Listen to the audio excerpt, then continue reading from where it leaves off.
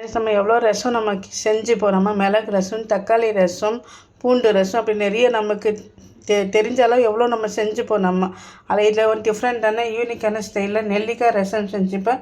இது கண்டிப்பாக ஒரு நெல்லிக்காய் முழுசாக நம்ம இப்படியாவது நம்ம உடம்புல கண்டிப்பாக நம்ம உடம்பு ரொம்ப தேவையானது நெல்லிக்காய்.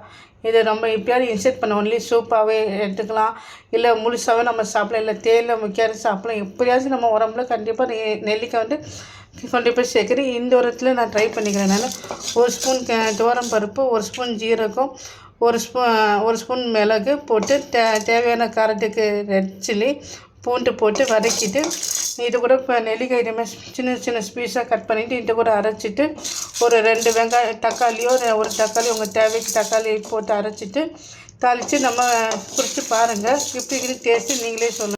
இப்போ ரசத்துக்கெல்லாம் தண்ணி எல்லாம் போட்டாச்சு. தக்காளி வந்து எனக்கு முழுசாக இருந்தால் பிடிக்கும் சார், ஒன்று முழுசாக போட்டுக்கிறேன், ஒன்றா மசாலா கூட அரைச்சாச்சு நான். ஸோ ரசப்பொடி தேவையில்லை, இதுக்கு புளி தேவைப்படாது. ஸோ நான் என்ன அந்த இன்க்ரீடியன்ஸ் போட்டு அரைச்சோன்னா அதே போதும். இது நம்ம நெல்லிக்காய் கண்டிப்பாக உடம்புல எப்படியாவது ஒரு இடத்துல நம்ம கண்டிப்பாக சேர்த்தே ஆகணும். ஒன்லி சூப்பாகவும் குடிக்கலாம், இல்லை ஜூஸாக குடிக்கலாம், இல்லை இதேமாரி ரசமாக குடிக்கும்போது பிள்ளைங்களுக்கு நெல்லிக்காய் பிடிக்காத பிள்ளைங்க வந்து இதேமாரி ரசமாக குடிக்குமா அவங்களால ஐடென்டிஃபை பண்ண முடியாது நெல்லிக்காய் ரசம்னு. ஸோ எப்படியாவது ஒரு இம்யூனிட்டி வந்து கண்டிப்பாக பிள்ளைங்களுக்கு பெரியவங்களுக்கு எதாவது கண்டிப்பாக போய்தான் ஆகணும். ஸோ இன்றைக்கி முடிகிற ஸ்டேஜ் இன்னைக்கு கொஞ்சம் நேரம் கொதிக்கணும், ரொம்ப வெட்டி குடிக்கணும் அவசியம் இல்லை, சும்மா மேலோட்டமாக குடித்தாலும் இது போதும் தான். இனி இறக்கும் போது கொத்தமல்லி போட்டு இறக்கிட்டேன்னா நெல்லிக்காய் ரசம் இஸ் ரெடி.